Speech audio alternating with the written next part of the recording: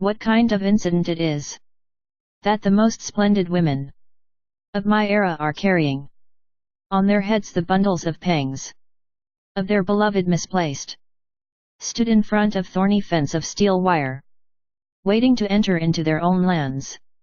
In their reddish eyes, their well-furnished houses burn. My elders entrusted me a better world, but I am compelled to hand over the descending generation a deformed world. The crops have forgotten the skills to grow in my farms. There lay ambush the dynamites in my soil. Would that I may take all children of the world in my shelter. On seeing subterranean walk of the death, in my heart creeps a wish to kiss beloved feet.